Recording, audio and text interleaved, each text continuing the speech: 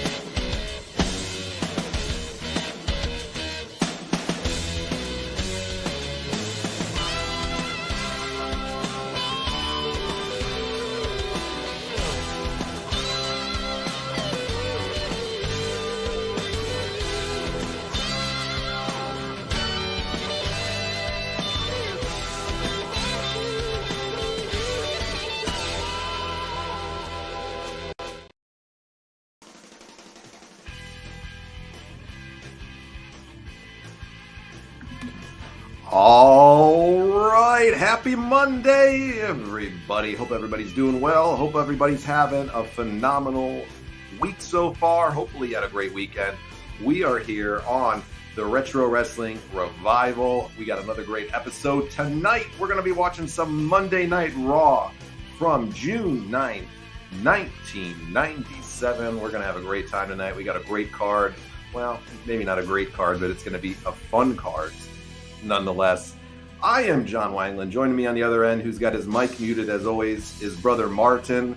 So we'll get him going here. There he is. He's off the mute now.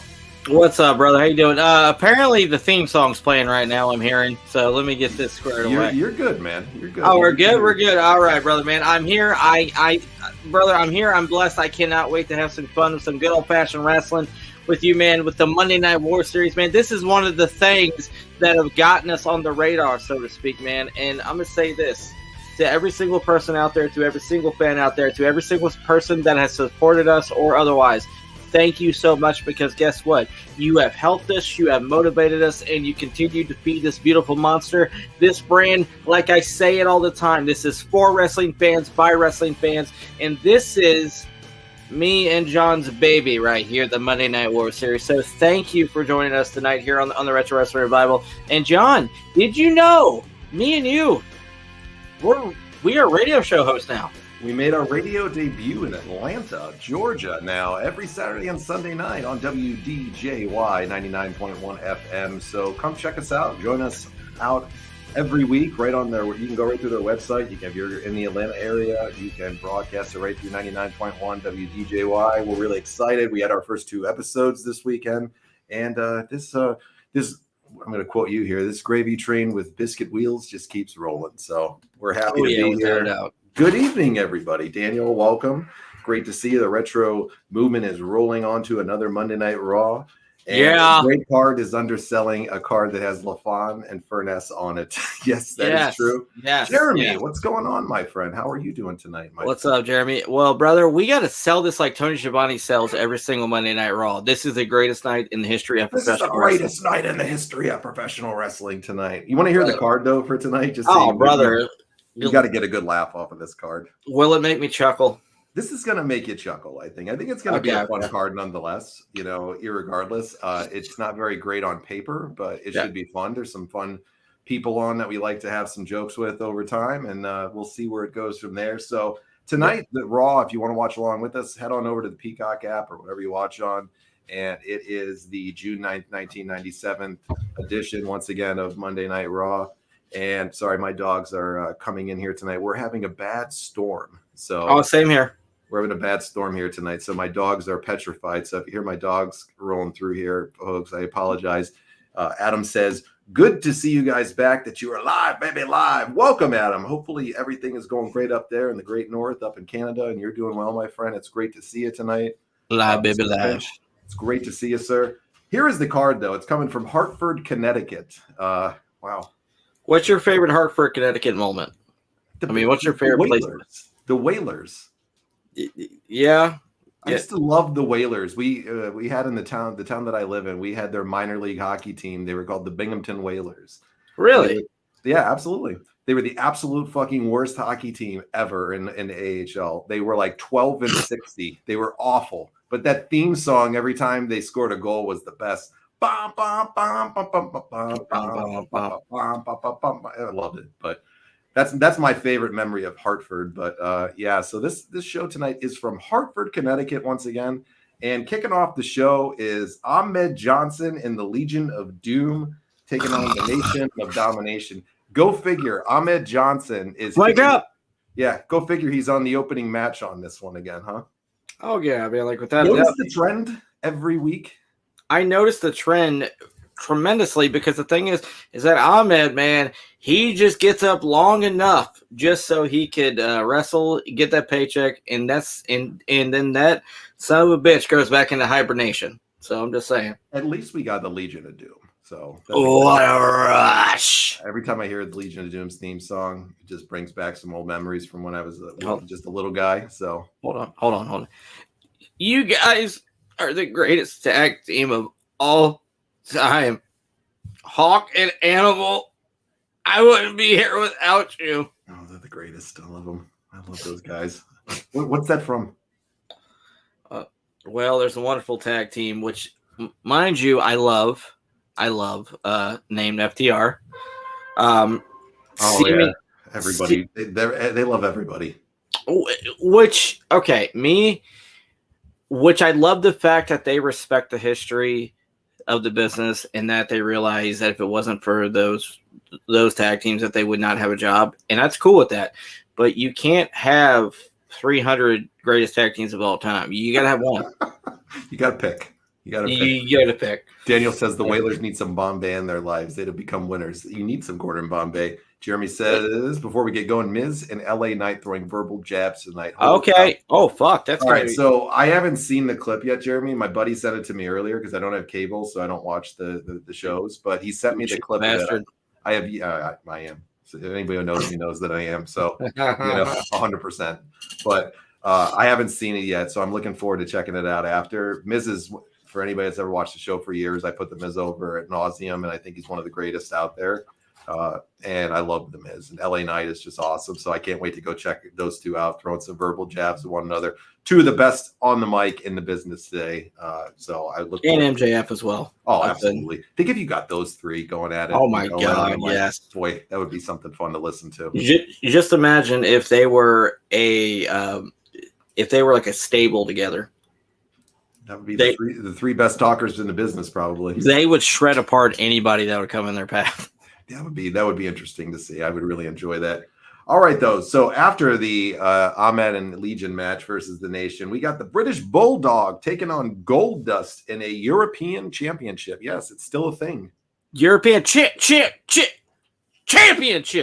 I love Goldust. I love Goldust. The next match, wow, this is going to be a fucking doozy right here. It is. Yeah, we got the Headbangers, Mosh and Thrasher, and they're taking on Chris's favorite tag team. This is when we say all time and favorite tag teams. This is Chris's. Doug Furnas and Phil Lafon. Really? Yep, you love them. No. Okay, I got something to say about that.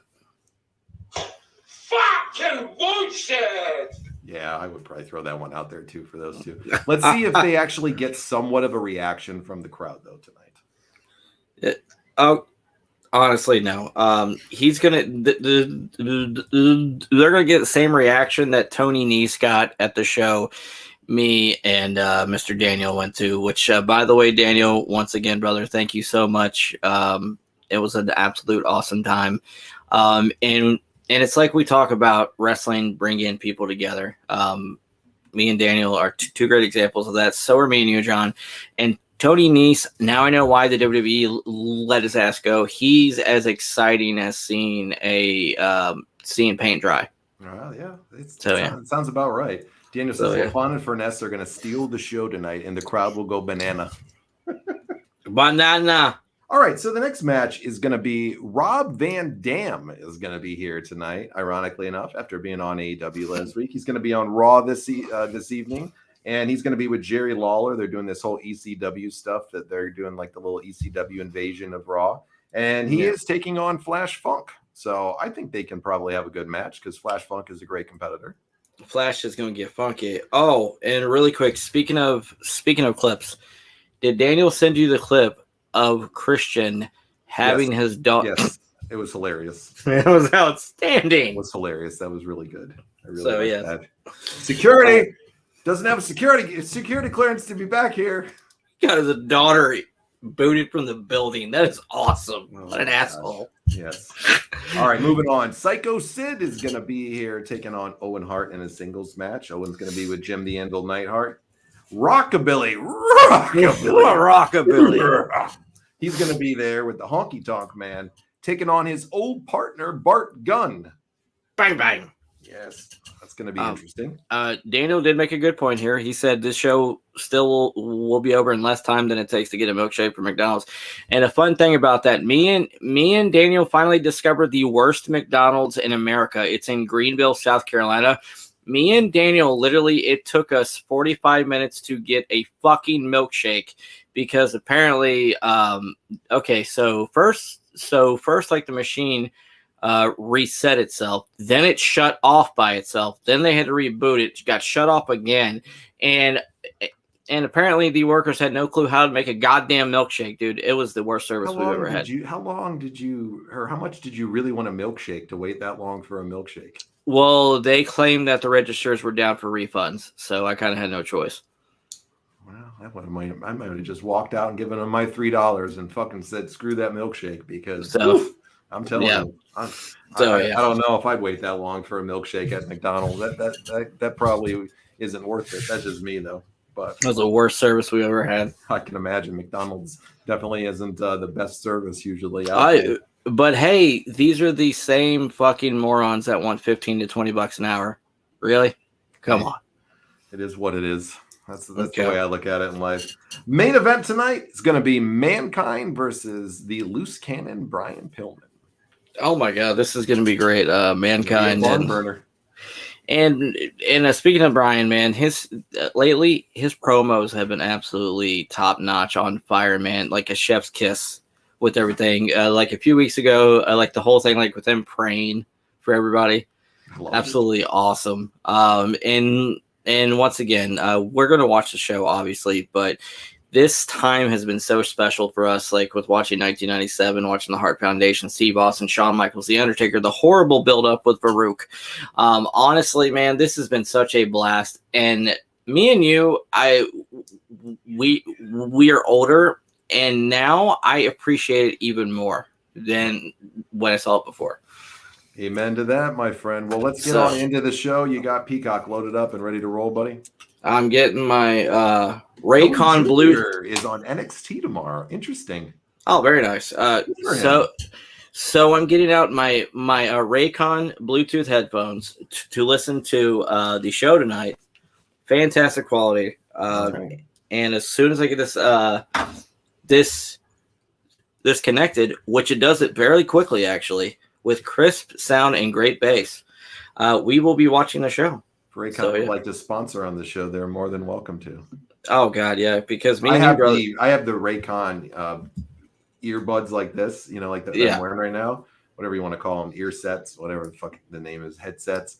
I love those things. I travel everywhere with them, and the sound is phenomenal. They have like a 34-hour long battery on them. Oh God, yes. I can do one of my long 30-hour flights and not have to freaking charge the thing. So I think Raycon is awesome. That's just me, though. I think These are hands on the best headphones that I've ever had. So, all right, buddy, you loaded up? I am loaded and I am locked and I am ready to unleash the Peacock. If you folks want to join us once again, go on over, check out Monday Night Raw, June 9th, 1997, season 5, episode 23. We're going to go in 5, 4, 3, 2, 1. Let's do it. All right. In 80 countries. 7 languages. Think of how many countries and languages it's in now. Jesus Christ, yeah. Hey, well, at least we're in 2 cities. So, hey, I'm just saying. More than that. So, I know. We're more than that. I love this old intro right here for Raw. I always say it. One of my favorites of all time. What do you like better? Do you like this or the Nitro entrance better? Nitro. Yeah, me too. I'm more comfortable with Nitro. This is how I feel before. Okay, right after I eat Taco Bell, you got like the alarm going, and then like the flames, man, like the burning, and like the fighting is symbolism of my stomach fighting with my asshole. So like I'm just saying, it's a nuclear bomb ready to go off. It is. Good God, man. So yes. Oh God. All right. So I don't usually eat junk food, and I don't usually eat out much. But I had Taco Bell last week for the first time in a long time. Oh, what do you think? I gotta say it was pretty good. Oh yeah, I like it. Pretty good. I don't eat fast food much, so very, very rarely. And, well, because it wasn't too bad. Did you see the Pee Wee Herman doll up there that somebody had? No. Somebody just had a Pee Wee Herman doll, and they were holding it up. Rest in peace to Pee Wee Herman, who passed away last week, Chris. Yeah, man, absolute legend of the entertainment business. And the thing is that we all grew up on Pee Wee, man, like with the show Pee Wee's Playhouse. And the thing is that absolutely just it sucks, man. Whenever someone that you watched whenever you were a kid is gone, because it's a representation of how fragile life is. Sure. So rest in peace, Paul Rubens. Absolutely. Jeremy says Across the Nation was the best Raw intro, in my opinion. Great intro Across the Nation. Yeah. Boy, he did some great ones back in the day. That's my God. Yes. Speaking of, dude, look at the fucking Legion of Doom. Speaking of great intros and great entrances, good God, one of the best theme songs of all time. All right, I'm going to put Ahmed over here, okay? Him coming out with the Legion of Doom right here. These 3 look like bad mother, you know what? Motherfuckers. Yeah, no. All of them do coming out together. They look like 3 bad dudes that you wouldn't want to mess with.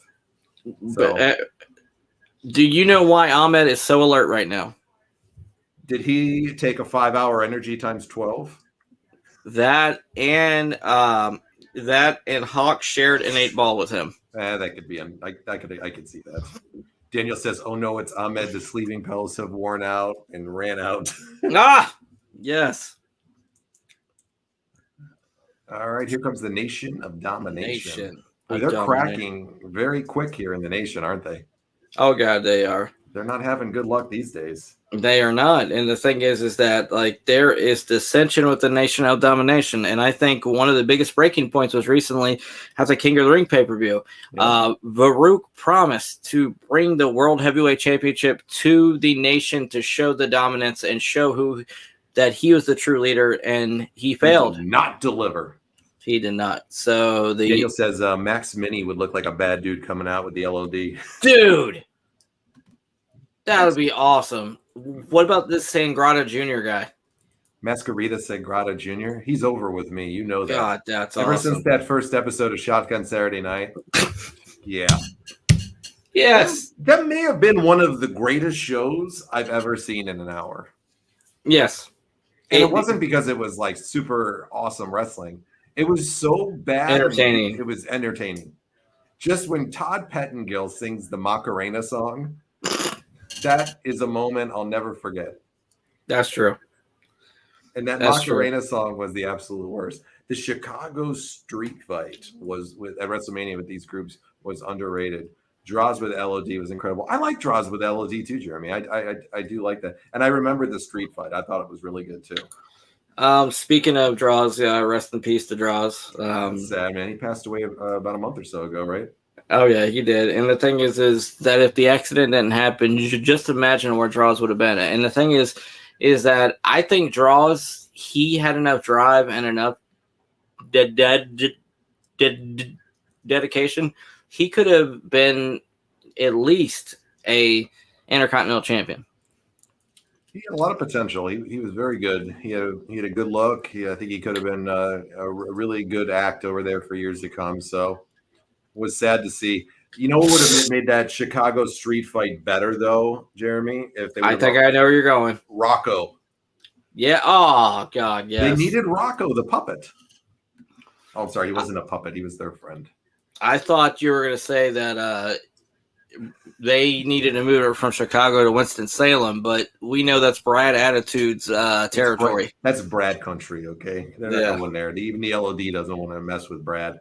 Daniel says the Crush needs to go back to the tattoo artist. The ink is wearing out on his forehead. Oh, God. Draws would have stayed in the WWE for a while, but his ceiling as like European champion level. I can see that too. I can see either way. Maybe IC, probably maybe European champion level. He would have always been a fun act, though, that I think people would have enjoyed probably for a while, but I think he would have fizzled out when the Ruthless Aggression era started. Yeah, that's true. That's true. Oh, and I finally saw a Ring of Honor veteran at the show the other night. Cheeseburger? No, even better. I saw Dalton Castle. How is he? He's really fun to watch live. Seriously. Boy, these are two big bastards right here with Crush and Animal going at each other. Oh, God. Beautiful shoulder block. Beautiful drop kick. Kinga says Brad Country is wherever he wakes up in the morning. He runs everything he comes across. Oh, yeah, like without a doubt. And I just want to give all the fans out there like a heads up.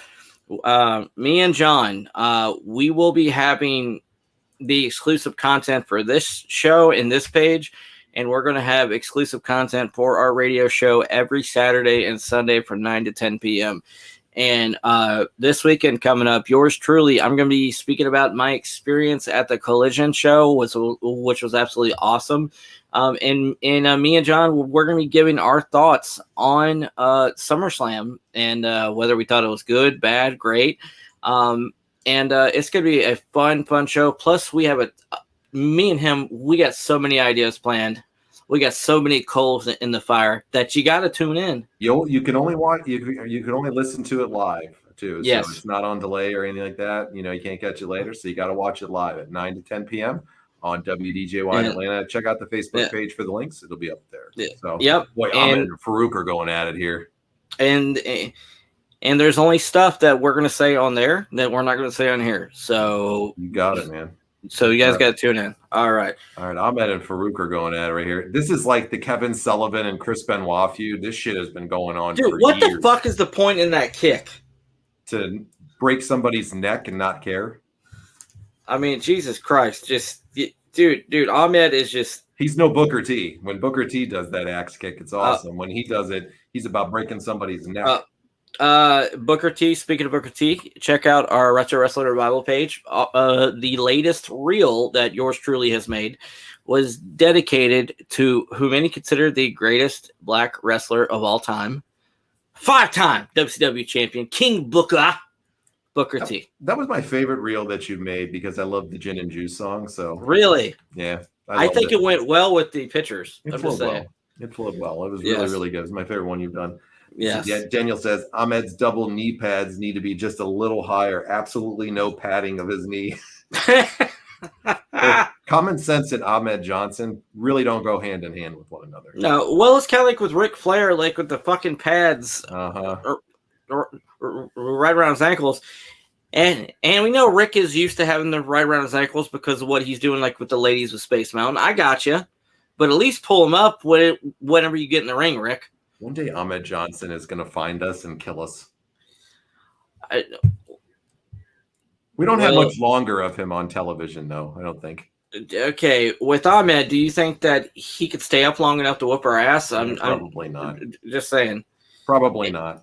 And once again, guys, wait till we get to the Big T in WCW. The jokes are going to be endless on him during that time period. Thank God that's a couple years away.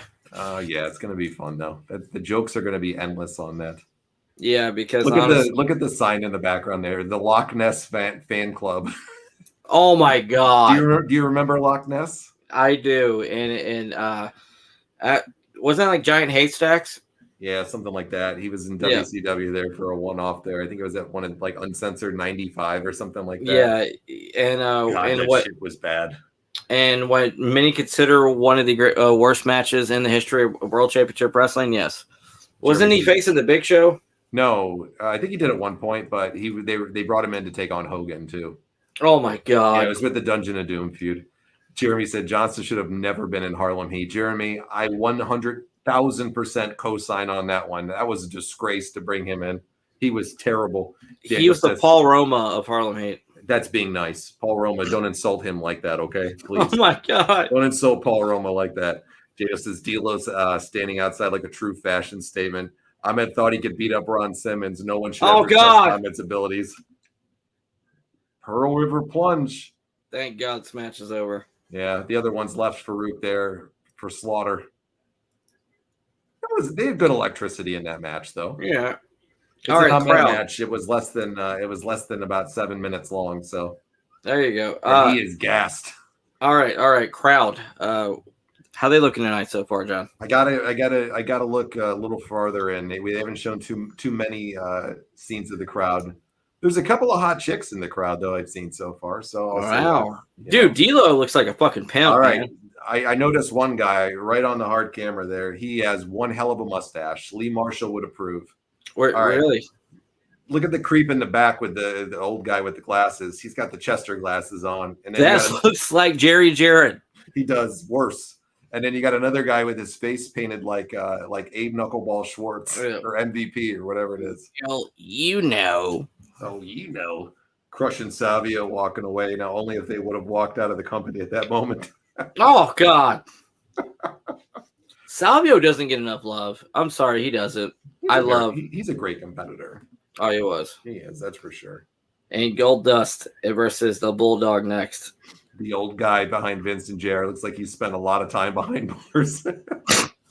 He looks like a total chomo, that's for sure. But he does. There's a few people from the Connecticut area that definitely, you might want to keep away from the children. So, yes, that's just going to throw that out there. Connecticut's kind of a notorious area for some creeps. But Johnson's highlight of his career was getting smashed with the guitar from Double J. Stop it, John! I just got that. Hey, I'm just being honest. They got some creepers up there in Connecticut. Yeah. Sorry, man. I'm just throwing it out there. Johnson's highlight of his career was getting smashed with the guitar for Double J at the Royal Rumble once again, is what Jeremy said. Yes. Double J smashed a lot of people with guitars. Yeah. Oh, what's his name? Which Graham was it? Mike Graham? I don't know. He said, Jeff Jarrett broke 1,000 guitars, never drew a damn dime. Yeah, I think that was Mike Graham, if I remember correctly. And That's the shoot interview he did. And Mike, how much money have you ever drew? Oh, wait, you're dead. Never mind. You can't ask him, you asshole. Sorry. 1-800-COLLECT is the sponsor for Raw as well. Isn't that interesting? They're sponsoring Raw and Nitro. That's how I called you the other night, by the way. Yeah, no. I didn't want to accept the charges, but... You bastard. You bastard. I was broken down on the side of the road. Isn't that weird, though, that they sponsor that huge segment on Nitro every week with Lee Marshall, and then they do one on Raw now, too? They're really getting into that wrestling crowd, huh? Well, think about it. A lot of them, had to use the service. King Hunter, please bring your old theme, sir. King Hunter. No. Say it like Booker. King Hunter. King Booker. Dude, I thought Booker was one of the greatest freaking King gimmicks of all time. King Booker, it was hilarious. I loved it. He did it to perfection. Out there. Jesus Christ, that pedigree was beautiful. Yeah, that was a beautiful camera view that they got there too of Mankind in the air. Oh yeah. I always loved the pedigree as a finisher. What about you? It's my favorite of all time, John. Really? Absolutely. Yes. I love it. I enjoy it. It won't be my favorite, but it's a good one. My favorite submission of all time is the Texas Cloverleaf. I love the Texas Cloverleaf too. We're starting to see. Go ahead, Hunter. We're starting to see Hunter shed his skin, so to speak. Yeah. No, they're definitely double dipping, Jeremy. They're definitely trying to get in with the wrestling boom at this time, because this was when there was really a wrestling boom. Like what people say about right now. They were definitely getting in there. Let's see. Hunter mentioning he should have been the king in '96. I'd say it worked out better for Vince. Yeah, I would say so too, Daniel. Oh, without a doubt. And the beautiful thing is with our radio show, like with stuff that's coming up, like with content, we're going to actually be speaking about that within the next year, about the whole thing, about what if, and like this, that right there is going to be one of our many topics. So I'm excited to talk about it. You can tell, though, at this point in time of his career, though, still, Chris, he was still getting comfortable. Yeah. With all due respect, his promos weren't that great back then. This promo stinks. I'm just going to throw that out there. I think it stinks. But this is how you get better, that repetition. Uh-oh, look at Mick. There he is. Oh, my God, yes. Knock, knock.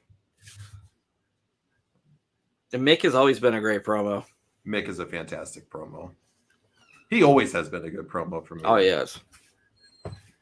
But this just shows, like, when you see, like, a guy like Triple H, this is his first real big opportunity. I know he was the IC champ and stuff at one point and all that shit. But this was his real big opportunity right here that he finally got. And the only way you get better is just by getting out there and putting the reps in. You get better over time. Which I agree. And the thing is that Hunter went from this to one of the greatest to ever step through those ropes, and like you're talking about just repetition and practice, man. It literally makes perfect. RKO favorite finish, Jeremy. I love the RKO too, Jeremy. Beautiful. I probably have to go with that as well. I think when you mention it, Randy Orton's RKO is just a thing of fucking beauty. It is 100%, just a thing of beauty. It is. I absolutely love it. Oh yeah, like without a doubt. And he can hit it from any. That one he hit on Seth Rollins at WrestleMania that year was the best one I ever saw. Or the one with Evan Bourne. Evan Bourne, yeah, that was his name, when he did the 5-star, or he did the shooting star press or whatever, and just nailed him with it. Randy Orton is one of the greatest of all time that doesn't get put in the conversation.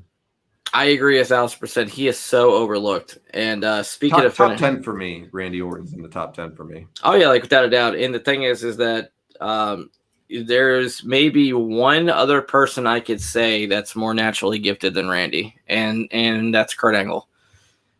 Well, and that's a whole other animal, though. Well, you speak about somebody that took to the business immediately. Yeah, Kurt was in my town this weekend, actually. Kurt and Randy are the two biggest examples that I could think of. No, they are great. Kurt was in my hometown this weekend, Chris. Really? Did you get to meet him? No, I mean I've met Kurt before, so I've seen Kurt when he was in Iraq before. Oh, really? Yeah, he was fucking stoned out of his mind when he was there. Really? Oh yeah, he was pain pilled up at the time. Oh, okay. Yeah, it was in his worst. He was very nice, don't get me wrong, but he was out of it. It was kind of sad to see at the time. You could see, like he was definitely battling some demons at that point. Was it the tribute to the troops? Yeah, they were on the tribute to the troops tour, and they were going throughout the country, and they would go to the different bases and stuff. So they were doing a signing. I think he was there. I think it was him, JBL. I'd like to think maybe Eddie Guerrero was there. I think they had Tori Wilson. I can't remember. I have the pictures down to my basement somewhere, but yeah, it was. But he was there this weekend at one of we have this big event called the Speedy Fest every year, which is like a big thing that we do, and they have a wrestling show and signings. They had Matt Cardona there, Brian Myers, Kurt Angle was there. People said he was the nicest guy in the world. So that's cool. Let me get back to the comments here. Daniel says China wants Mick to kiss her ass. You must have seen the Dude Love movies. Mike Loving is here. Mike, how are you, sir? What's going on? What's up, brother Mike? Everything's good here. Hope it's good with you, buddy. Let's see. Jeremy says, when he reversed the twist of fate on Jeff Hardy into an RKO. Absolutely, beauty. Man. That was just fire. Like, that's the beautiful thing about Randy Orton is he can just hit that move from anywhere. Love it. Yeah. Daniel says Sonny showing off the Raw shirt. Little they know for $5 they could just get her. Yes. Oh, buddy. Oh, without a doubt, I love it. So they're going back right now and showing the clip of Mick versus Davey Boy here for the this must have been in Germany. The Deutschland Express Tour. Vader was in it with them. Did oh my God, Vader actually was able to leave the country. Yeah, he didn't beat up some local newscaster or whatever. Yeah. Oh yeah. Do you know why freaking Kurt was so nice? I'm gonna let you know this right now. Do you know where he's from? He's from Pittsburgh. Right here, baby. Tell you right. Yes. Is everybody in Pittsburgh nice? Fuck yeah, man. Dude, we got Joe Montana's from there. We got Dan Marino. We got fucking Batman. Michael Keaton's from there, okay? We got Brett Michaels from Poison. He's from Pittsburgh. I mean, like, we got freaking Elias is from Pittsburgh. Corey Graves is from Pittsburgh. I mean, like, straight up, we got all kinds of talent. Look who's making an appearance here. Tony Chimmel. Dude, fucking Tony Chimmel's the man. Look at a young Tony Chimmel there. Yes, dude. Absolutely outstanding. What the fuck? It's Goldust. Yes. I love Goldust. Dude, absolutely outstanding. And like the more we watch this, the more I become a fan of Dustin. I know he didn't like this gimmick, and I know it was controversial and weird, but you talk about a guy that embraced it and mate it work. He played it to perfection. Oh, he did. You know, and I know he was a different guy at this time, and he was definitely, you know, battling his demons for this at this point in time and for many years after. But he is, I gotta say, Dustin's a creative genius in a lot of ways to me. I think with his characters and what he can do, and just how many different things he can do. I give him a lot of credit, you know. Without a doubt. And I believe that Goldust at its height would have been a believable world champion. Michael, I will not read that on the air. You know that. I will not. We do not wish to put that upon anybody. Jeremy, you have a Kurt story. Hit us with it. I'd love to read it. Please Kurt don't Angle, give people reasons not to like Kurt Angle. I love Kurt. Oh, fuck off, Daniel. I just got that. Without the Goldust gimmick, who truly knows what he becomes? Really, because he wasn't like a big thing as the natural Dustin Rhodes. No. It really never got over. I know he had a couple of runs there, but his dad was the booker. It's Goldust because is what got him over in my book. It's because of the natural. It was the son of Dusty, pretty much, and yeah. I love the natural theme song. Will they call him the natural? It's so bad, it's good. It's one of those ones that's just awful, but you love it too. Oh yeah, I agree 1,000%. And speaking of, how much coke has the Bulldog done tonight, John? Man, good God! At this point, it would have been about 9:30. He's got maybe an 8-ball by now. Mike says he wonders how many titles the Steelers paid for. The fuck? I don't know. I don't know. It's not a Steelers shirt. He said he thought you were a Ravens fan. It's just it's just a Pittsburgh shirt. Brother, I'm okay. Mike, I used to live in Baltimore, but then I moved to Pittsburgh, and then I moved back down here. I consider this but I consider Pittsburgh home. Okay. But I will always be a Ravens fan. I'm from New York, and the only team that I like from New York is the Mets, and they fucking suck. Yeah. So I like it. I don't even. I'm the same way. I don't even really like my home. This is a City of Pittsburgh shirt. It's not a Steelers shirt. Yeah, I'm not a big fan of anybody but the Mets, and being a Mets fan is just a brutal task. It's a brutal. It's a war of attrition every year. Oh God, yeah. Get through it. Which I'm gonna say this right now: there is no more dedicated and loyal fan base in all of football than the Pittsburgh Steelers fans, hands down. I'm a Ravens fan admitting this. So yeah, I'm not gonna talk shit about Steelers because they're a class organization and they've earned every single championship they've ever gotten. Yeah. So Yeah. So Jeremy says him and his brother were leaving a Raw in Atlanta to meet a lot of the wrestlers. Kurt was dipping. My brother asked what he was dipping, so it just happened to be the same. My brother gave him a full candy. Kurt hugged him, said, "Thanks, bro." Yeah, Kurt was a nice guy. When I met him too, Jeremy, he had a dip in his mouth like this that was just like hanging out. I think it's in a picture I have with him too that I'll dig it up and I'll show you later. Did he have like dip, like chew? Chew dip. Like he had it just packed right in there, and it was massive. And he was looking like he was nodding out. And look, I'm like, he was like nodding out a little bit. And I'm like, man, you don't want to fall asleep with one of those things in your mouth. I was like, Jesus, what an awful habit. The first time I tried chew, I vomited, and that was the last time I tried chew. I used to chew, and like I said, and I can say it too, it's an awful habit. I used to chew for many, many years, and it's a bad habit. How the hell did you not get sick? You get used to it. Oh, yeah. I don't know. You get used to it. I used to chew in the military for years because, you'd be on the road. You can make it last longer than cigarettes, right? It would keep me up. It would keep me up and going for me because I never wanted to fall asleep in it. So when you were doing 15-hour drives and shit all the time and you're on the road all the time. It was a stimulant. It was a stimulant. So, but my wife hated it and eventually made me quit. So. Yeah, I got you. You know something I will never quit, though? What's that? This. I can't believe you sent that shit to me earlier. Yeah. God, the Red Rooster was terrible. Straight up, brother. You know how we have been bringing wrestlers back to life with notoriety, okay? So, like the American Males, Nails, we could talk about others. Dude, our next project, I want it to be Red Rooster. You will never bring the Red Rooster back. That will never happen. Really? We could sign a petition and everything. It'll never happen. Let's see. Mike says, was at a TNA show in Beckley, and they had the brown bag special. Devon was the rudest wrestler, walked up to me, waved his hand at me to go away. I have heard very similar stories about Devon Dudley, Mike, that Dudleys were not always the nicest people to encounter all the time. Yeah. And Jeremy says, Flair dips too. A lot of them do, Jeremy. Tons of them do. Tons of them. Brown bag special. That's me after Taco Bell. Daniel says, now that you guys are mentioning, I'm sure we brought it into a convention somewhere. If it happens, then there's no coincidence in it anymore. They found Nails after 22, 23 years of obscurity, has never done a convention, never done an interview, never done a signing. We've been talking about this guy for fucking years, all right?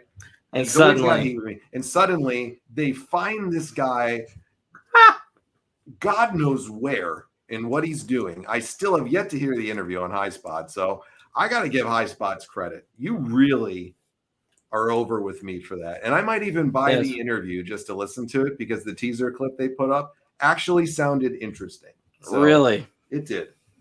We got Nails back. Maybe we could get the Red Rooster. I'm just saying. He's still working in the business, so. But our highlight, I would say, is the American Males. So I'm just saying. Well, have they done their reunion yet? I mean, Buff is loaded up again on stuff from what it seems. So I don't think they've done their reunion yet. Yeah, I know they took a couple of pics together, but we still got to see it. But they talked. Okay. Mike said he'd rather have Michael P.S. Hayes on the show. Yeah. Same here. Bad Street, Atlanta, GA. I would do it just to listen to Bad Street. All right, so I'm not into this match at all. I'll get into this match. This match is really boring. Yeah, it's really boring. The crowd is just not into these two at all. No offense, they're both great competitors. Oh, nice move by Bulldog there. I have no idea what it was, but a flip. Nice. He just wanted to show he's got great athleticism. Boy, did Davey Boy Smith have a great look though too, didn't he? Oh God, he did. He did. Top 10 all time. Yeah, he was. He was fucking jacked. Great look. His doctor should be very proud of him. His doctor got paid a lot of money for that look. Yeah, so yeah, just saying. But there's a Four Horsemen sign in the crowd. This is 1997, guys. Don't bring that sign. Oh my God. Yes. And the thing is that I'm gonna say this right now too. There's this guy that messaged me, one of our fans, and he said to me that because we were speaking about the whole thing with steroids like a few weeks ago, and and he said to me, "Who do you think is on roids right now?" And my reply was, honestly, I think right now I'd say if I have to choose, I would say Brian Cage, Wardlow. I don't think Wardlow. He's big, but he's not steroid big.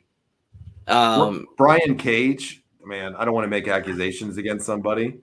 I mean, I could see because he's huge. He looks like it. Okay, I'm not saying he is. That guy's a machine, though, man. Like, he lives in the gym.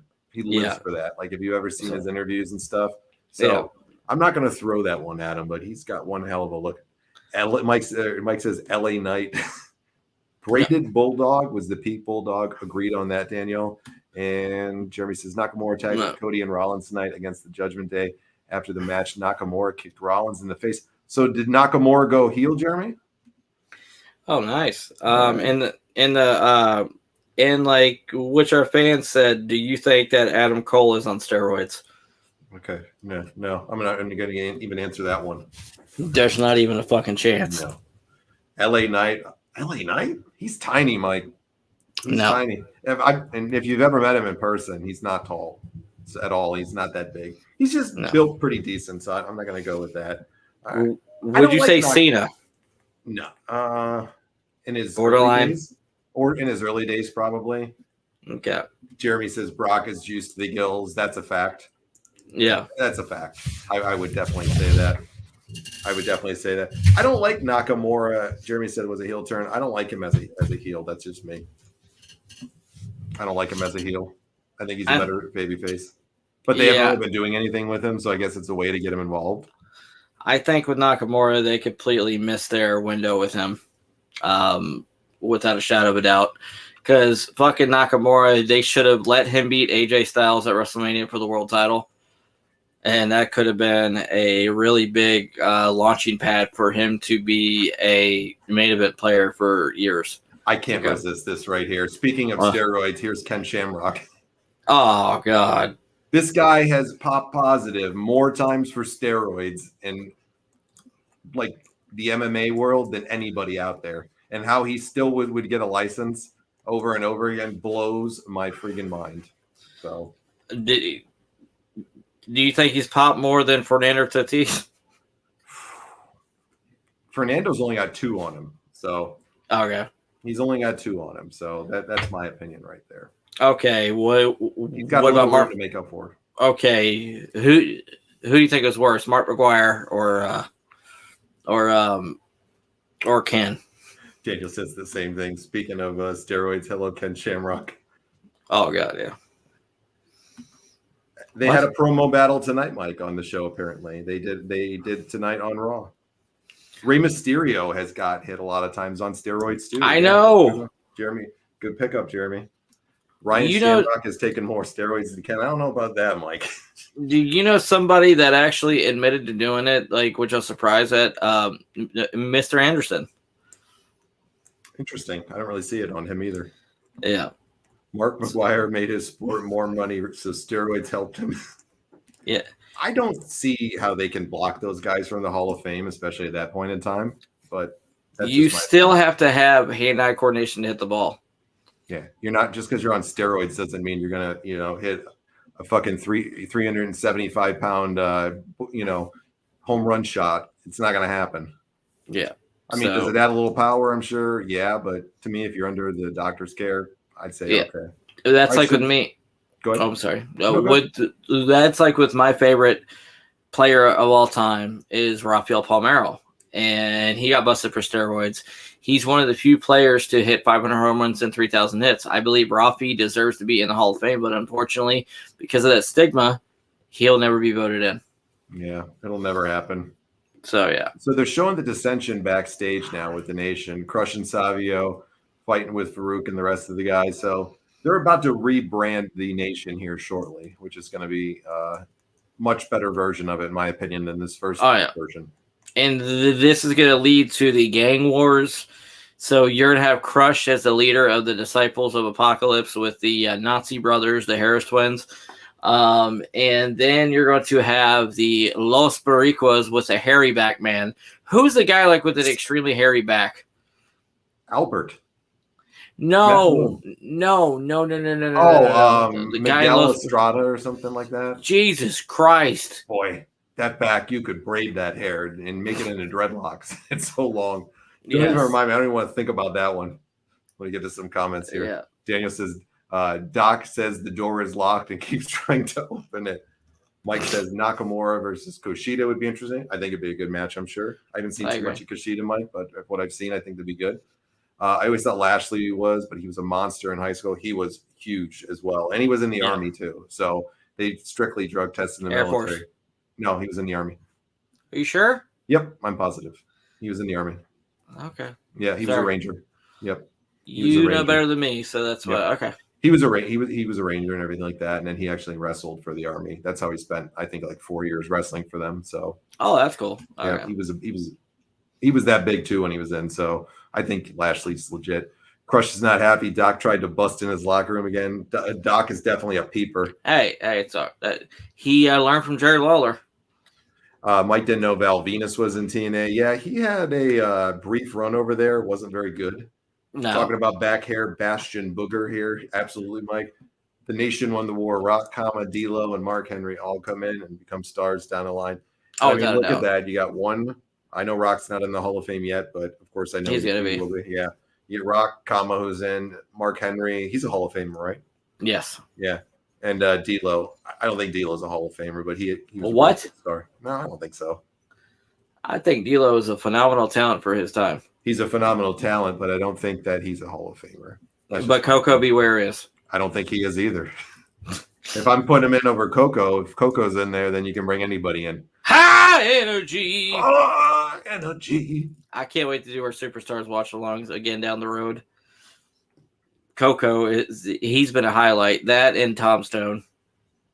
Two great picks right there. Do you think Tom Stone is on steroids? Yeah.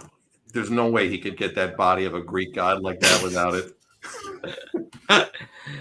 Cody versus Roman next year. All right, Mike. I'm going to talk about that on a radio show this weekend. That's one of the topics I'm actually going to talk about. So I'll cover it this weekend, Saturday or Sunday night. We'll hit that up on our show. Check out the Facebook page. Like I said, Mike, like to let you know, we're going to be doing separate topics on our radio show as compared to here. Yep. So make sure every Saturday and Sunday night from 9 to 10 p.m. To check us out. I'm really bad with the name, John. Throw it out there. WDJY, the Metro Atlanta area. It's on my Facebook page, Mike. Check it out, buddy. 99.1, right? Yeah, yep, 99.1. Check it out as well on the retro page as well, buddy. I got a great idea for some WrestleMania stuff that I want to talk about. Fantasy booking. And Tom Stone invented steroids. Oh God, you goddamn right he did. Yeah, he did. Stoneroids is what they were. That's what the stoners loved. Speaking of Nation, I love how AEW is doing the Owen Hart tournament. I like it too. I think it's a great homage to Owen Hart. I think it's awesome. So I think it's awesome. Speaking of Owen, with our recent radio show, the one we had yesterday, you heard me put over Owen like $1 million. We were talking about SummerSlam moments and memories, and Owen versus Brett was one of my favorite matches of all time from SummerSlam. That steel cage. Oh boy, here's business picking up, buddy. ECW's coming through the crowd. Tommy Dreamer, cold beer and hot sandwiches, baby. Yeah. Tommy Dreamer was awesome though at this time. I still think he's a great guy now. Dude, Dreamer was the heart of ECW. We talk about Taker being the heart of the WWE, Sting being the heart of WCW. Well, the heart of ECW was Tommy Dreamer. This was a phenomenal opportunity for Paul Heyman. Oh, it was get exposure for his brand of ECW. Oh, God damn! Do you hear the crowd? The crowd gives no response to Furnas and Lafon. Once again, they get no entrance music either. Tony Nese got a louder response than these two. Have you ever heard somebody that comes out that they're trying to actually put over that gets no reaction? Zero. And I'm not exaggerating that, folks. They get zero reaction. Snitsky and Heidenreich, I would say they're the Two at the top of my head. Snitsky and Heidenreich look like Hogan Pops compared to these two. All right? Everybody does. Road Warrior Pop is what I'll say there for Snitsky and whoever else you didn't. What, Heidenreich? Yes. They're getting Road Warrior Pops compared to Furnas and Lafon. Those two I are gotcha. the shits, man. They have no personality. Oh, speaking of wrestlers like Snitsky, he goes, yes, the heart of wrestling. yes. Speaking of the older wrestlers, the first ever winner of the Tough Enough competition, Maven, he's got a YouTube page now where he breaks down his career and like straight up, John. I listened to it today, ironically enough. Somehow it popped up and I saw it. It's not half bad. It's beyond better than that. He's amazing. He he's is such a likable guy. He's such a great storyteller. He is phenomenal. And I was blown away that he was that good. And I subscribed to his channel. I listened to 2 of his 3 videos that he's got up. The guy is great. Check it out. It's Maven Huffman on YouTube. It just happened to pop up on my fucking feed today. Did you see the one where he was talking about like the nicest wrestlers and the meanest wrestlers? Yeah. And he was talking about the receipt that he got from Gene Snitsky. Yeah. And then he broke down his pay through the years, which was an interesting one to listen to. Really interesting approach where somebody that actually goes and breaks down things that other people won't talk about with money and pay and how it works. So I thought it was great. Jeremy said I would have loved to be in the Hammerstein ballroom for an ECW event. Oh God, yes. Michael Heidenreich gave a pop to Michael Cole, that's for sure. ECW shows, I went to several of them, Jeremy, and I'm a New Yorker, so I went to several of them. Phenomenal. Always had a blast at the ECW shows. Well, the fans made the show, didn't it? They were great. The performers did too, though, because they would get really invested with the crowd. I'm jealous you saw Rob Van Dam in his. I'm so jealous you saw RBD in ECW. I saw all of them at their heyday there. I saw the gangsters. I saw the gangsters in person. Taz, RVD, Sandman, everybody. Public Enemy, man. Yeah. You were probably I didn't see crying. Public Enemy in person. Thank God. Thank you, sweet Jesus. Even as a teenager, I would have wanted to pop that dumb fuck Rocco Rock in the face. Oh my God. What about let me think here. Do you see Terry Funk? No. Raven? I don't think so. No, I don't think he was there. One of the few ones I saw. Stevie Richards. I don't remember. Okay. I only remember the stars. Come on. Well, that came out like an asshole, but I didn't mean for it to be that way. So Stevie was the leader of the Right to Censor. They got TV time. They got TV time. Right to Censor was okay. It's an okay gimmick. I didn't hate it. Let's see. Daniel says, I'm jealous of those in the crowd. They got to see these icons, Furnas and Lafon. All right. So I did see them in person at a WWE show before. And they were terrible. They were fucking awful. The crowd just was as quiet as they are here, as I remember. We were all like, these two are boring as you know what. Get them off. Get them out. Nobody cared. Why did Vince sign these two? I don't know. They went to ECW. Did you know that after this? Yeah. Because they got traded over to ECW to help Paul out a little bit. Well, because of the storyline with Jerry Lawler. Might have been a punishment more for Paul. Oh, God, yeah. Did you see that? Oh, my God. That cross body that he just completely missed? And then he just stands there as what the fuck? Oh, my God. That was a horrible one of the headbangers just covers him while he's standing there with his thumb up his ass looking at him. Wow. And the crowd could give two shits less about this. Dude. All right. I could say something about one of the fans there in the crowd, but I'm going to leave it alone. Just go for it. No, I'm not. I'm not going to go it. It'll come out way wrong, so I can't do it. Why don't you tell me after we get out there? I'll tell you after. It's funny. Why? Wouldn't be able to get us canceled? I don't know. I'm not going to even chance it. So I've learned enough to know not to do it. He says, ECW came to my city one night for my friends caught Spike Dudley. Bam Bam threw him into the fourth row. Loved when Bam Bam and Spike would wrestle. They tried to sell their own merch out of their trunks, and it was still worse than bootleg. Oh, yeah. RVD. Now the show got cool. That's for sure. Well, I mean, RVD just was cool as shit. We talk about Scott Hall and Kevin Nash, but dude, with the definition of being cool, Rob's up there too, man. Still to this day, Rob is cool as shit. Who's your favorite ECW guys? A couple. Name me two of your favorites. I would say Rob Van Dam and Jerry Lynn. Rob Van Dam, Jerry Lynn. All right. Yes. All Jerry, it was strictly because of his wrestling ability. I'll be blunt with you. I love Jerry. You know the admiration I have for him, but his promos were fucking god-awful. But the fact is Jerry could go in the ring. And Jerry helped get Rob Van Dam over. So right. I agree. All right, I'm going to give you a few. So Taz, I like too. He was good. He was very believable and fun. But RVD definitely, I'm going to throw in my favorite, was one of my favorites. 100%. Mike Awesome would be one. Oh my god, I forgot about him. Mike Awesome was fucking amazing. He was. And I'm going to throw a tag team out there, and you probably never in a million years would think that I love these guys and put them up there. The Gangsters. I love the Gangsters. Really? When they would hit their music and they would come out with all those weapons and everything. Their song was Natural Born Killers by Ice Cube. And the crowd would go fucking crazy. And it was just a wild beatdown back and forth. Everybody they wrestled against. It was always extremely entertaining. I know they're awful people, at least New Jack was, but the other one was in jail, so he had his issues too, but everybody deserves, a second chance. New Jack, they were awful people, but they were so fun to watch. When that music would hit and you'd see it, I would always pop huge for it. I was like, fuck yes, the Gangsters are coming out. And they would just have these awesome brawls. Loved them. I gotcha. And Dreamer was one of my other favorites. And I loved Raven.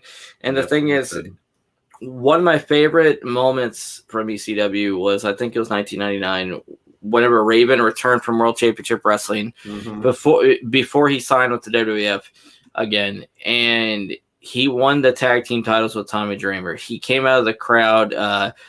This was before the Dudley Boys went to WWF, and they had to lose the belt.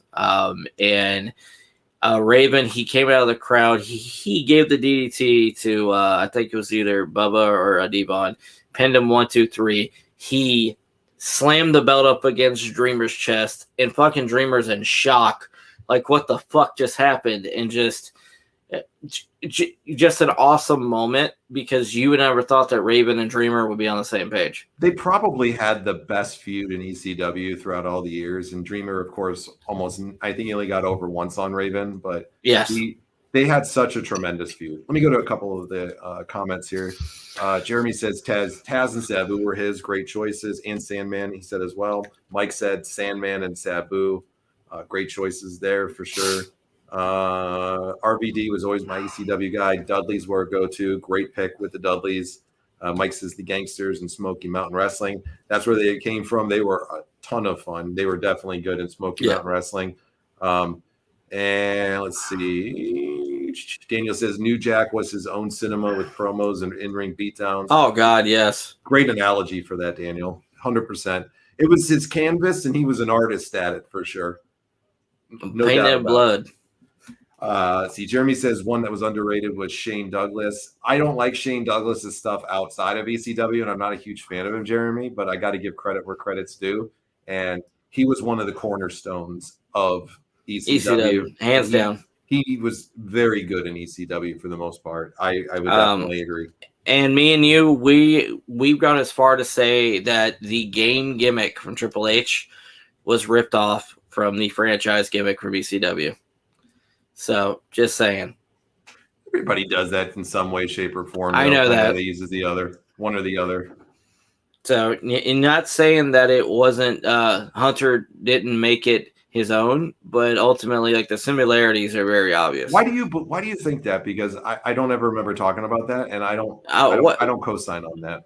Okay. No. Me and you, like, were having like a conversation one night, which I don't think I was on here, and we were talking about that one promo that Triple H had with Jim Ross. I think it was before SummerSlam '99, and where he had like the hat backwards, similar to the way Shane Douglas did it. And we were talking about how similar it was, because Shane's like, which I'm the goddamn franchise of like this company, and like without me, you guys would be nothing. And then like with Hunter says, well, I am the game, and which I'm that damn good. So like maybe that's where like the similarities, like we were discussing not like a ripoff, but like more of like a similarities. Yeah, but if you want to go even farther back with that, though, even before Shane, that shit has been done so many times through the years with people. I gotcha. But Shane was a great figure over in ECW for them. Daniel says Austin is here to save the show. Yep, he is for the crowd now. And he says watching Chris Benoit break Sabu's neck live on TV. Ow! Yeah, brother. Some crazy moments over there in ECW. We're forgetting about a huge legend from ECW that is never spoken about, and that is Mass Motherfucking Transit. Wait, let me go get my fork. Let me go get my fork on there. Hold on. This is just so fitting right here because I was doing some work here earlier and I was using this. Oh my god! It's just sitting right next to me right now. Imagine that. Fucking gouging him with the box cutter and the blade and the fork. Jesus. Who is that? Who is that old man that New Jack beat the living fuck out? Gypsy Joe, and he damn near killed. He hit him in the head with the metal bat. He beat the out of him. That was awful. That beatdown for that poor old man. That was elderly abuse. But Gypsy Joe was running his fucking mouth. If you've never seen it, folks, look up Gypsy Joe versus New Jack. It's about. I can't believe they still have it on the internet. I know, it's like 6-7 minutes long, maybe, and beat down of epic proportions, and it's not fake. It's total shoot. 100%. He nearly kills the guy when he launches him into the crowd, and he fucking knocks over all the seats because he gets thrown. Oh my lord! There's like 4 people at the show, anyways. But yeah, pretty much. Jeremy says just incredible. Lance Storm, both great competitors in ECW for sure. Jeremy, and Lance had his best run in my opinion under Russo's eye in WCW. But Lance, he doesn't believe it. But well, me and you, we actually spoke about that on our radio show Sunday night, and we were talking about the fact that it baffles us. Lance had no business being on that show, the Bash of the Beach, because he had nothing to do with it. And secondly, that's like someone, they put a roof over your head, they feed you like the finest foods, they give you like the finest clothes, and yet you spit in their face. Yep. And that's essentially what Lance Storm does to Russo. Because no offense, I don't know what Russo saw in Lance, but he gave him literally every single belt with the exception of the world title. Yep. But yet, oh my God, Russo's a piece of shit. Like, dude, shut the fuck up. Yeah, be thankful. I gave you something. He mentions Just Incredible. Funny fact, Jeremy, is 5+ years ago when I started this show, Just Incredible was my first episode and my first actual show first interview I ever did. And he was the first. Episode 1 was Just Incredible 5 years ago when I started the show. Was he the coolest? Was he the best? Or he was an awesome guy to talk to on and off. He was great, but I'll say this. He was battling his demons at the time, and he stood me up like 3 times. And I didn't think it was going to happen, but he did follow through on it. So I'll say that. But he made up for it when we had him on. He was a wonderful guy, and he was super incredible, and he was very nice with his time. And he told great stories. So I have no problems at all. I think Justin was a great performer. I have no personal issues with Justin, except the fact whenever I messaged him to do my Inspired show, he wanted to charge me $50, and he said for me to contact his assistant or his agent. He does it to everybody. No. Wait. Hold on. Which I rebuked it, actually. He said for me to contact Russo or something to that effect, and that I was working with him. Yeah, and that it was $50. And I'm thinking to myself, I'm good, Justin, which I respect what you've done, but you're not worth $50 for me to do a sit down with. He tried to do the same to us when we Really? Yeah, he tried to do the same thing to us, but I said no. And he said, "Well, would you buy a T-shirt?" And I said, "Sure, we'll buy a T-shirt." That's the only time in all of the years of doing interviews that I ever compensated anybody anything, and it's not like I paid him directly. I bought one of his shirts, and you want to know what the funniest thing is? I never got the shirt. So God is my witness right now. I never, ever got my shirt. Was it through Pro Wrestling Tees? No, it was through him independently. Oh, wow. Yeah, but you're naive when you first start doing it, and I didn't care about the fucking shirt. Trust me, it didn't really matter to me. You just like the interview. I wasn't paying him $50, and I wasn't going to give him any cash or anything like that. So I said, "Yeah, whatever, I'll get a shirt." So yeah. Daniel says $50 that's an incredible offer for a limited time only. Tanaka, yes. Jeremy says Tanaka versus Mike Awesome, one night stand, one of my favorite matches. I agree. Absolutely, I agree, Jeremy. That match is brutal. We did a watch along to that. We did. It was fantastic too. And I think that is honestly of the revived ECW brand. That was the best match in that second run of that ever. It was on the first show. It was on the first show, and it was before they initiated the company. Oh shit! Yeah. You're right. I'm sorry. It was on the first one there.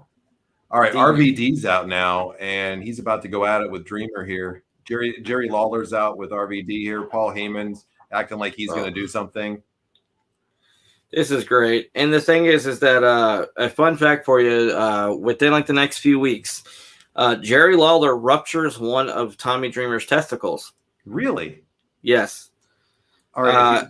Or go ahead. There was a show that was, I believe, it was in Pittsburgh. I believe it was November to Remember. And literally there was a cane shot, and Jerry missed where he was supposed to hit him in like the inner thigh and hit him right in the balls. And Dreamer had to get pints of blood removed from his testicles. Poor bastard. Oh my God. Pro Max Award winner. If you people don't know why Jerry Lawler's here at this time, so they started a feud with ECW. It was a working relationship that Vince had with Paul over there. They were, I think, compensating Paul with a little bit of money every week to help him out, and they were giving him talents and doing like a little talent swap. So they started this kind of invasion thing. Jerry Lawler went to, I think it was one of the ECW pay-per-views, and the lights go out. He shows up in the ring with Rob Van Dam, Sabu, Bill Alfonso, and they proceed to beat down everybody in ECW. Alfonso, Daddy! Oh God, Alfonso was he was a character. So Jerry gets on there. It's showing the clip, kind of. Yeah, so Jerry gets on there on the mic and absolutely just rips ECW folks. And extremely crappy wrestling. Oh, it was great. It was a great promo. And everybody coming out. Youngsters even tried to come out and help him. Nobody could get the leg up on him. And the best moment though was at the end though when Taz finally came out. And I love Taz's entrance in ECW too. I thought survive if I let you. When his music hits, the fucking place goes crazy in this clip, and it was an awesome moment. One of my favorite moments in ECW was that, and that's why RVD's here. That poor fan just got his beer spilled because RVD ran into it. Dude, straight up, man, he probably paid $7 for that beer too. Even at that time, probably. I'd say $5 to $7. Cold beer and hot sandwiches, Daddy. Yes, sir. Okay. Yes, sir. Flash Funk was a great competitor too. I know but it was as Too Cold Scorpio for me. Yeah.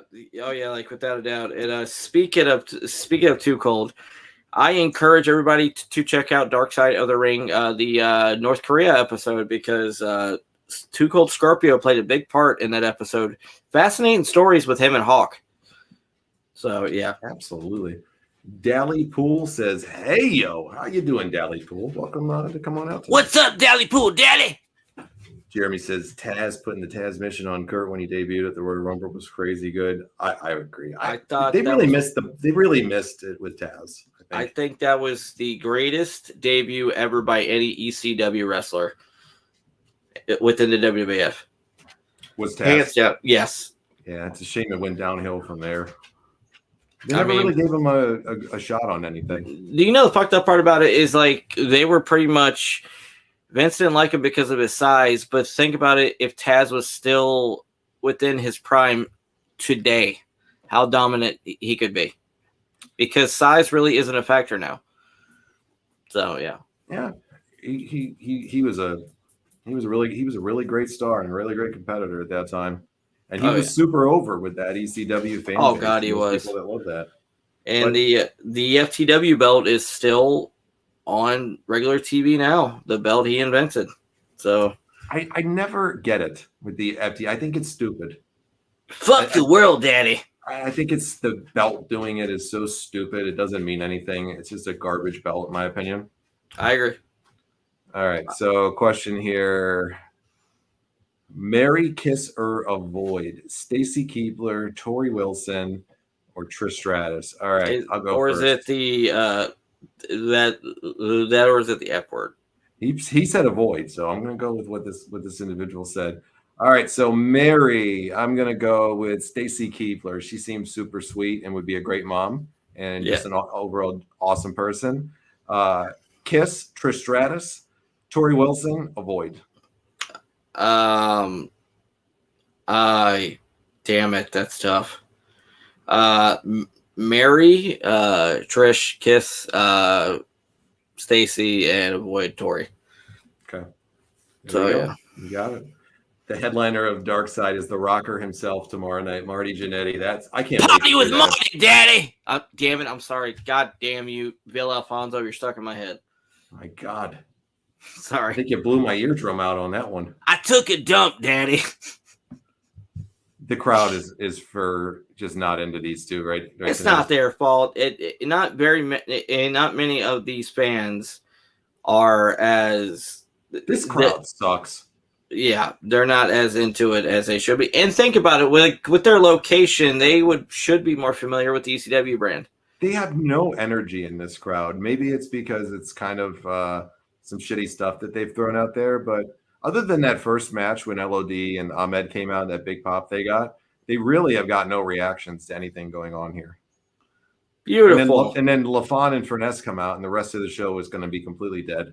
And RVD just wins here. He picks up the victory over Flash Funk.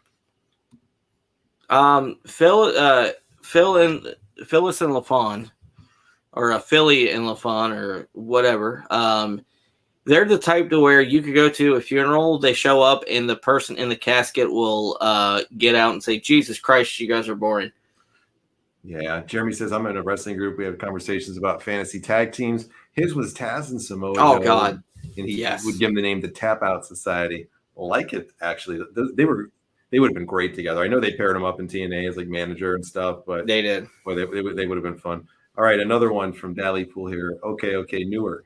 Marry, kiss, or avoid Charlotte, Bailey, and Becky. All right, Mary. Bailey. Yeah, she seems really sweet. No, I'm not. Becky. All right. She'd annoy me, but I think it'd be worth it at night. So, gonna go with Becky. Avoid, hands down, Charlotte. Yeah. And kiss, I guess, Bailey. For me, it is Bailey, Mary, kiss, Becky, and avoid Charlotte. Because, yeah, Charlotte seems very high maintenance. Yeah, I would agree. And just imagine how often Ric Flair, he would come up to the house asking for money. All right, let's see. Heyman jumps, just full on jumps him, and Lawler could have sneezed, and it'd have hurt more than Heyman. Daniel says, God. Marry Becky, avoid Charlotte, kiss Bailey. Jeremy's going to go with kiss Becky, avoid Charlotte, marry Bailey. All right, it's pretty universal for the most part. I got you. Very similar. Everybody wants to avoid Charlotte. Oh yeah. Well, mainly because of Rick. All right, fuck, marry, kill. You asshole. I'm not answering this one at all. I will. No, you're not. Not on the air. No, I'll get in too much trouble somehow or another. Sorry, Tellypool. I got to avoid the fuck for one reason right here, because you're talking about dudes, and I don't float that way. And I don't want to have to admit to who I would kill on the air. So That's true. I'm not Marty Jannetty, okay? Remember, with my luck, something happens to one of these fucks, and somebody sends a clip to the news station or the police in that area. Hey, he said he wanted to kill him. whoa, hold on. But we could say that it was a storyline. Yeah, well, it's a storyline. Oh, sorry. Sorry, Daily Pool. I just know how life works out. I don't want to get Janetti'd on this one. And like the honest truth, we will answer 90% of questions. I'll answer 99.9% of questions. The only reason I avoid that is I take a lesson from Janetti. You don't say shit like that on an interview. You're done. Yeah. Shamrock on commentary, something I'm not asking for. I agree, Daniel. Charlotte is too much like Rick. I just throw myself through a window. He do the Janetti too. He just throw himself through the window. Oh, yeah. Through the barbershop window. Owen's out now. He's going to be taking on Chris's fave, one of his faves, Sycho Sid. Hell yeah. That's what I'm talking about. I love Sycho Sid's entrance theme when he comes out too. Yes. And he does that blink and the pound with everybody. Yes. I got you. Well, hold on. I got one now. F, marry, or avoid. Okay, here we go. Sapphire. Hold on. Jesus. Sid is fucking just ripped jacked right now. My God. This guy had a look. Yes. Good God, yes. All right, go for it now. Okay, F, marry, or avoid. Because like we're not going to say the kill thing. Bertha Faye, Nia Jax, and Sapphire.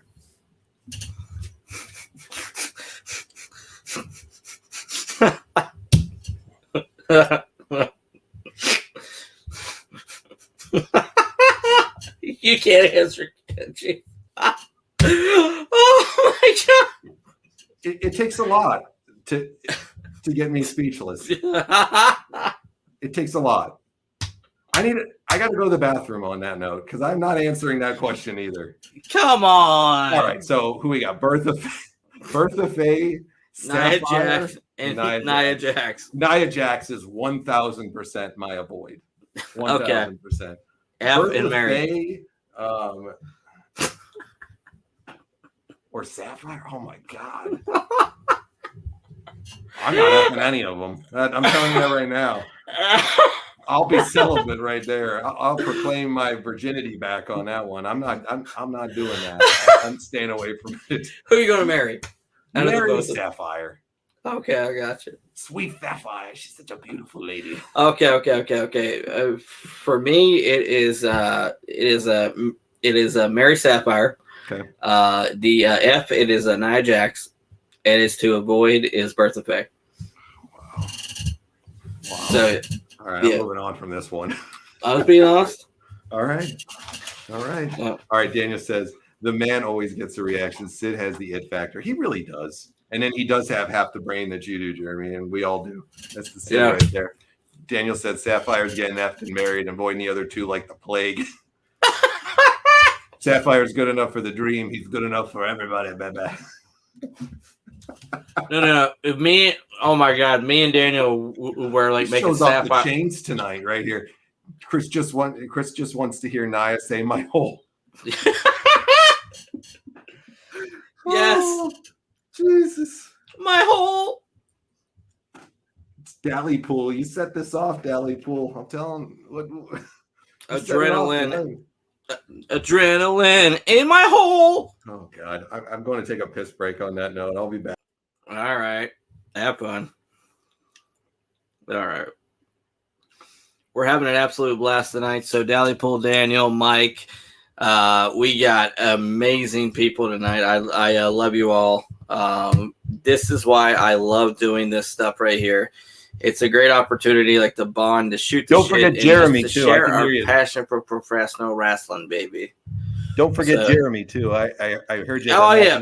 You mentioned everybody. And Jeremy. There you And go. Jeremy. We're having fun tonight. All right, now I'm really sorry, guys. All right. But, like, honestly, guys, thank you so much for your participation tonight. It's been such a blast. Right now, we got Mr. Leg Snap in Half, Sid Vicious. We got the King of Hearts, Owen Hart, baby. And me and John, like I said, we were talking about we were talking about on Sunday about the whole thing, like SummerSlam moments, and like one of my favorite SummerSlam moments was the Owen Hart versus Bret Hart steel cage match from SummerSlam '94. Absolutely legendary, great storyline. Oh, hold on, there we go. Daniel said, Anvil cheating and Shamrock is literally just sitting here. Yep, that's right, man. Because Shamrock is not in his zone. So like, that's why, Daniel. Here we go. I need one of those belts. Are you talking about the Intercontinental title, Mr. Jeremy? Because if that's the case, then I absolutely agree. I think that this is the most beautiful version of the Intercontinental title ever made. I wish they would bring it back. I know they kind of did with Cody, baby, and like with the Miz and all that stuff during that era. I believe it was like the mid 2010s. But I believe that they should bring that back. With all due respect, I'm not a fan of the new version of it. So yeah. Yeah. I gotcha. The ones behind me. So yeah, I got the Red Universal title and I got the Intercontinental title. So like the Intercontinental title, like my son gave to me, and like the Universal one, like my daughter found that for me at a local toy store. So yeah. I have a question for all you guys. What is your favorite title of all time? If money was no object and you could have one custom made to your favorite, what would it be? Because I know for me, it would be the Winged Eagle, the original Winged Eagle from the early 90s. So, most famously worn, in my opinion, by Bret the Hitman Hart. Shamrock is complaining about Anvil cheating again and finally gets involved. And we're sure Shamrock isn't the one to have the brains. Yes. Oh my God. Yes, I agree. 1,000%, Daniel. Oh, yes. Jeremy, you're talking about the United States Championship from World Championship Wrestling. Absolutely a beautiful belt. I like the World Championship Wrestling, like the television title as well, which was a thing of beauty.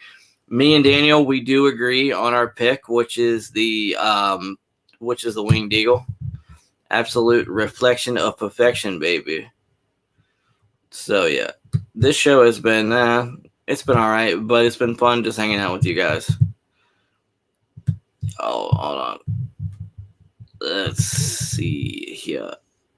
Share. Oh my God! So Daniel, you got it signed by Hogan and Flair. I can imagine how much that would be worth if you were to sell it.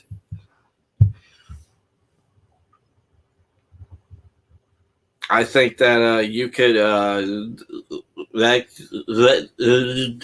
could help you with your retirement.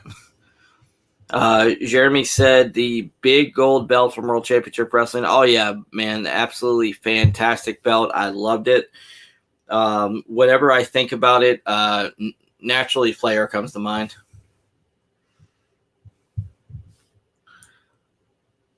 Oh my God, Daniel, come on. She's a wild child, Doc. Are you calling her for a pedophile? No. We ain't going that far. So, yeah. This is where the Mark Marrow, like the jealousy angle starts, which eventually turns Mark into the marvelous Mark Marrow, baby. And then he gets the taste of chocolate, just like Dusty did with Sapphire. Fun time. Mr. Dallypool says the Steve Austin Smoker Skull Belt was cool, but the Winged Eagle is the best. I agree 1,000%. Outstanding. What the hell? So Jim Ross.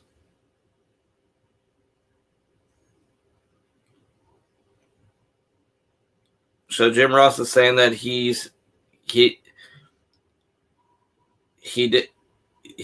Okay, so apparently Jim Ross is complaining that he was not happy with the assignment he was giving when it came to finding out who Mick Foley really was. And he said it was the worst assignment I ever had. And I wonder if he thinks that's worse than Dr. Heine. Dr. Heine. Yeah, so apparently Jim Ross is saying that the worst assignment that he ever took was the interview with Mick Foley. So I'm trying to figure out if that was worse than Dr. Heine. I like when Nash painted in the NWO red too for the big gold belt too, Jeremy. Did you like that one, Chris? I loved it. I loved the NWO paint, period. I thought it was freaking great. Right now, there's a similar thing with a CM Punk with the belt, the Real World Championship with the X, and I think it makes the AEW belt look different and cool. So yeah. All right, interesting. Have you seen it? Yeah, I saw it. Okay. I'm not like too big of a fan of it or anything like that, but that's just me. I got you. I don't really like the AEW belts. You don't? No, I don't. I don't really like the AEW belts. I don't think so. Okay. So you didn't like the so you don't think the world title looks good? I'm sorry. I'm shocked. No, I don't think their world title looks good over there. Okay. No, all right. I respect your opinion. Just not a big fan of their belts. Deadly Pool says, I just stumbled in from Belfast, Ireland. I'm drunk at 5 a.m., but I'm glad to be here. Well, brother, like we're glad to have you as well, man. I'm glad you got home safe. I hope you had a fun night. Because me and John, no matter what, whether it's here on Facebook, YouTube, or on our radio show, we greatly appreciate every single person that hangs out with us. So thank you for joining us. Jeremy likes the MJF Triple B version. Oh, God, it's a beautiful belt. That's the one with like the Burberry look on it or something. Yeah. Okay, that's not too bad. I would say that's not too bad too. Not my favorite, but it's not too bad. I got you. We're talking about our favorite looking belts of all time. Daniel says Mankind trying to compare himself to Shawn Michaels. Dude Love will be a whole different level. I can't wait for Dude Love to come out soon. Oh God, yes. Daddy. Ow, have mercy. And the thing is that the WWE, like, they went all in, no pun intended, with the Dude Love character, and it was awesome. It was a thing of beauty to watch. So yeah, isn't this whenever Mick Foley catches Ross on fire? Daily Pool says, "I'll hit the like and sub button, boys. Thank you, sir. Greatly appreciate that. Thank you. We do appreciate that. Helps. We're almost at 500 subs on YouTube where you're watching on, so we're very thankful for that. And I believe that we're at over 1,200 on Facebook. So 1,218 I saw today. Sorry, my bad. That's my Rain Man coming out right there. I'm a very good driver. 1,218. My bad. We want to get to 1,200. I'm sorry. So yes. Well, we're already there. You said we want to get to 1,200. We want to get to 13 next. Dude, I am so tired. I apologize, guys. It is late. Thank you, John, for correcting me. I appreciate it. I do not. I'm gonna be sound like an idiot, guys. Like, no, wait a minute. Late. It's late, buddy. So yeah. Oh my God. So you got the ability to reach a lot of people. These Mankind promos that he would do with Jim Ross, I loved them. Outstanding. Fucking outstanding. Talk about a guy that made his character so tremendous. It was this guy. And yes, his stuff as Mankind in this character, the dark character that it was. Yes. Just phenomenal. And we keep saying this, and we've said it 40 million times. We're going to say it 40 million more times.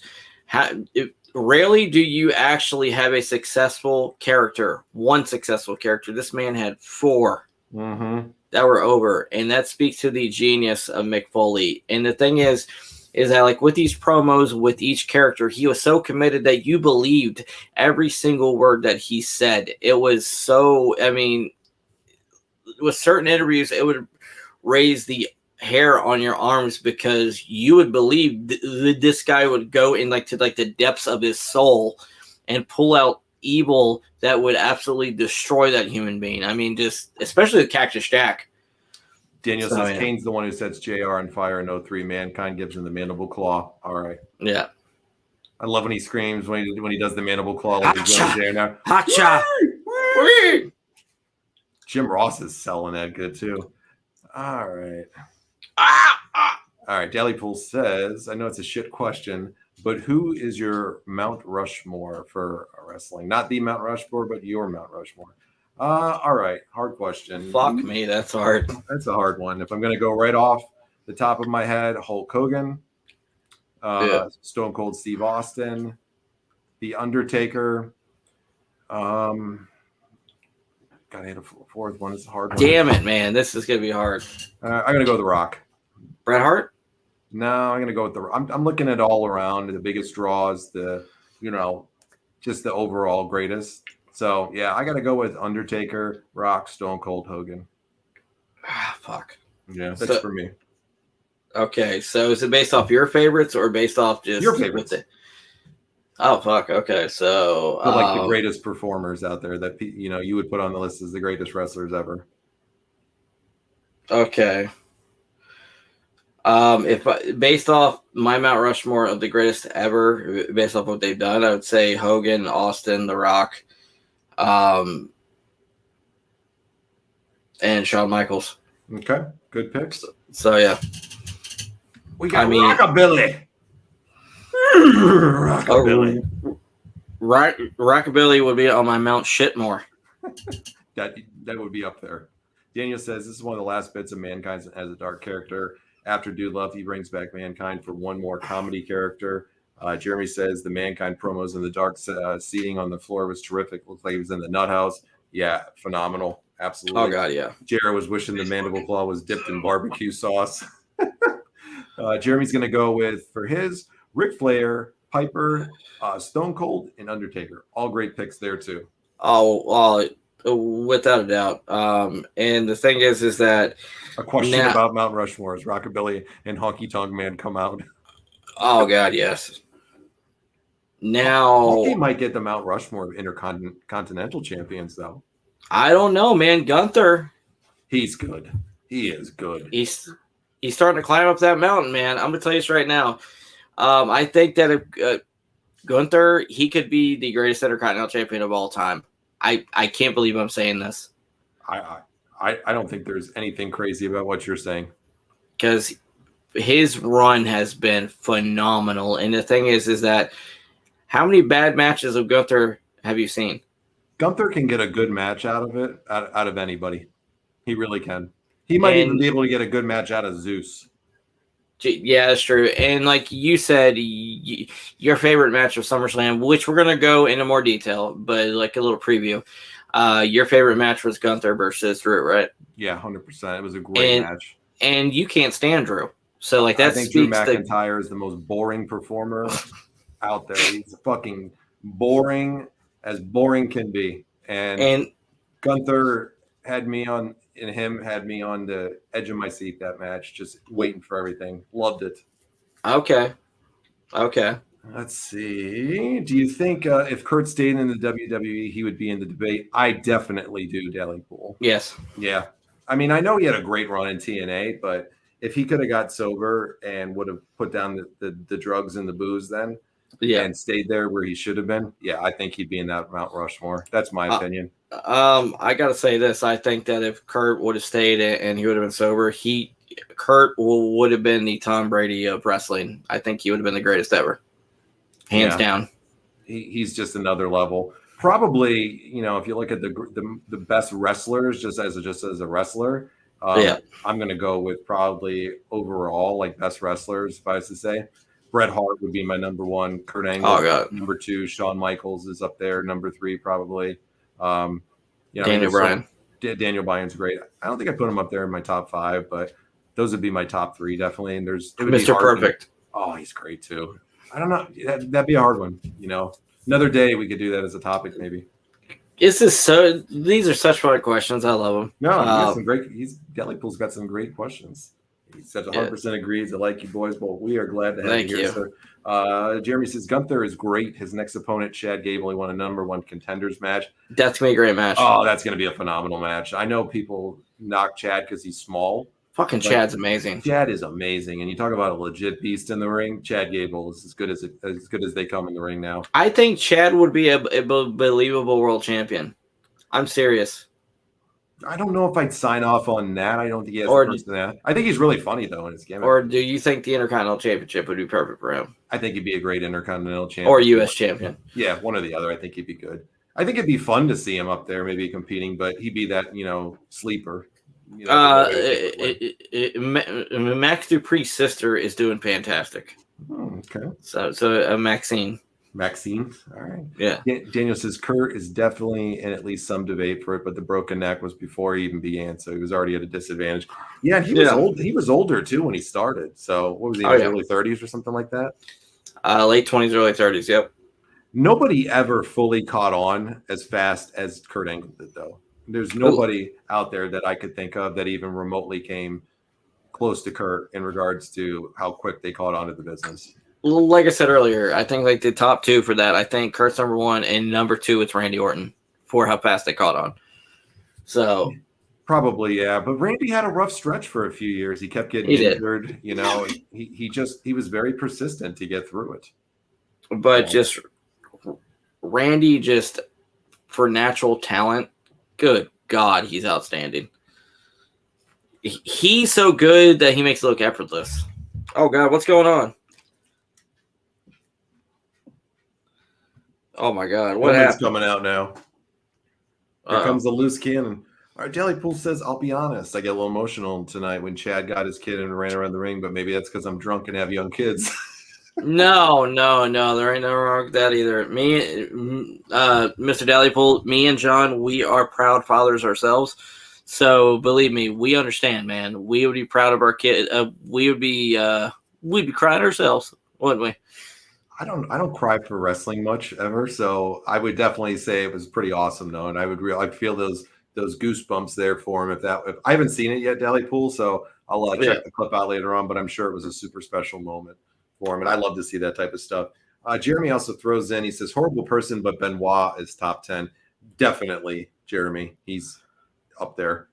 Benoit in the ring, as we're talking about here, we're not talking about the person, we're talking about the wrestler. Not many people were better in the ring than Chris Benoit.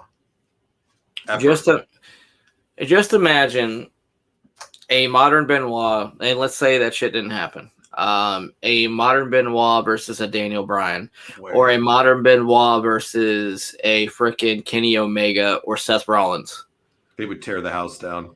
Good God. Or dude, AJ Styles. Yeah, they would just tear the house down for sure. Yes. All right, Austin's coming out here, and then the whole Hart Foundation is jumping Austin right now. I'm giving him a beatdown as he's trying to get to Pillman. Good God. Daniel says they've been building Austin Pillman for months now, and especially weeks now. They're really about to give it all. Pillman is in the ring right now as a shell of himself, but give a stunner. It's a damn shame. It is, and he dies a few months after this, so. Benoit and Gunther. Wow, that would be a good match. Good God, that'd be hard. That would be a stiff match, but it would be fun to watch with those two. They would beat the snot out of each other. I think that could be like a match of the year candidate easily. If that happened in modern times, you had young Chris Benoit when he was in his prime versus Gunther, like where he's at right now. And I mean, Gunther's been great forever. People just really started to take notice of him a few years ago. This guy's been great for a long time. I've been following him for years and seen his stuff, so he's been great for a long time. Him and Benoit, that would be the match of the year. I guarantee you there wouldn't be anything that could touch those two probably.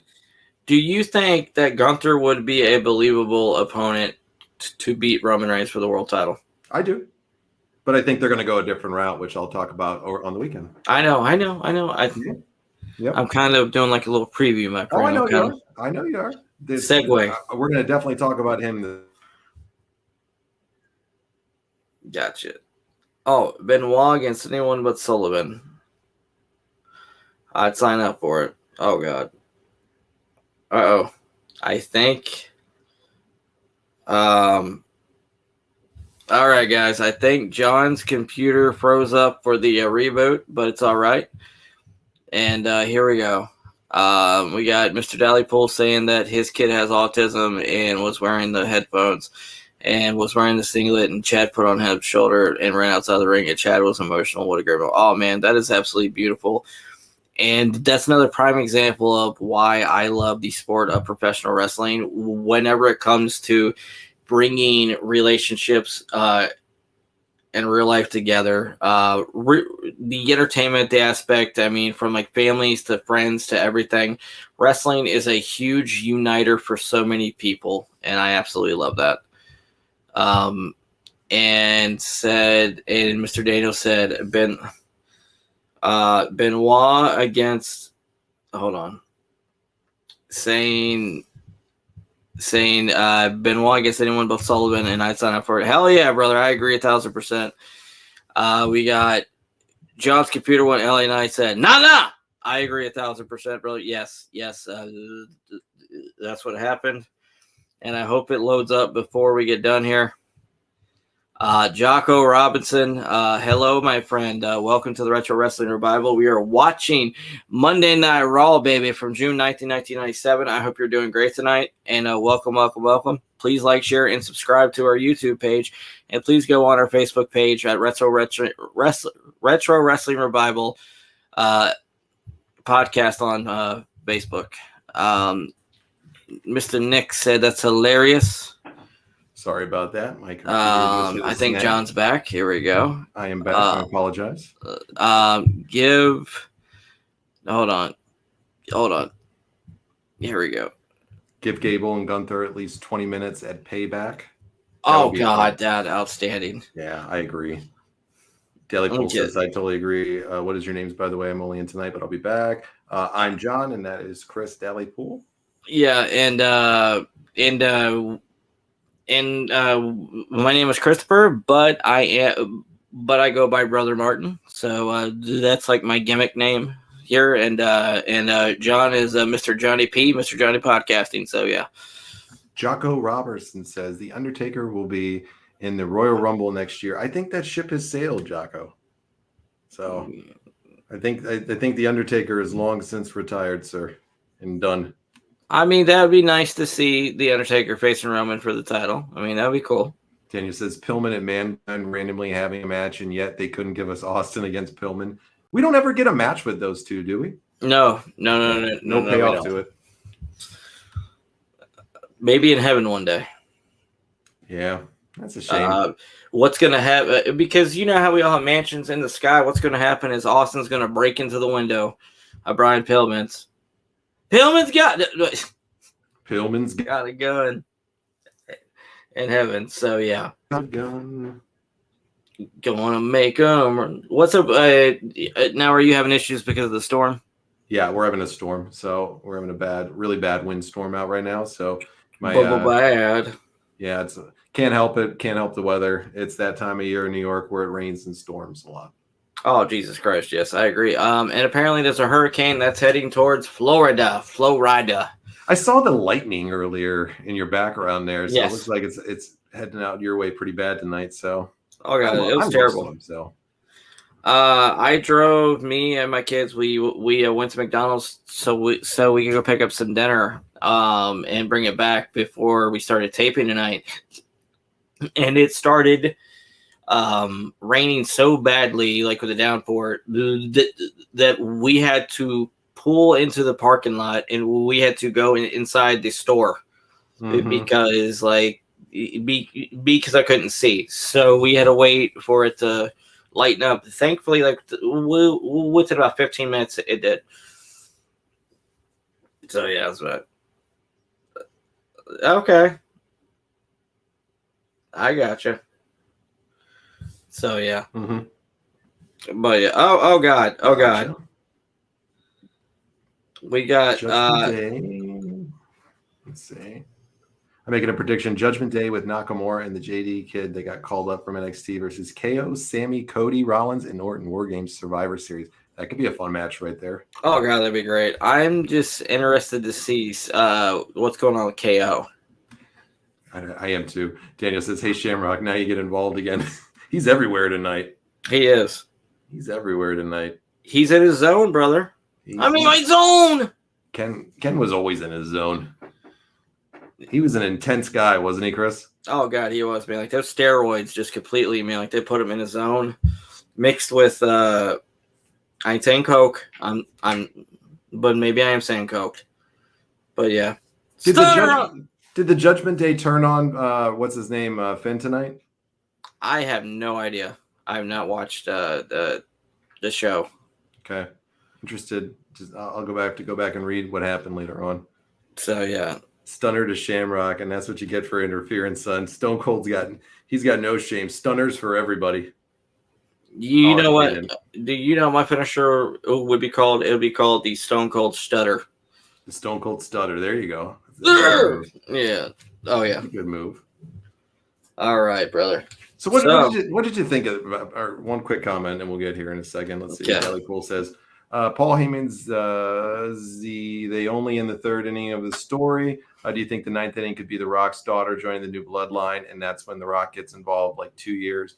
All right, I'm going to say this. I think they're going to do a 4-person match all against each other for the bloodline at Survivor Series. I think that's going to be where they go at Survivor Series. I think it's going to be Solo versus Jimmy versus Jay versus Roman for the belt at Survivor Series. That's my opinion.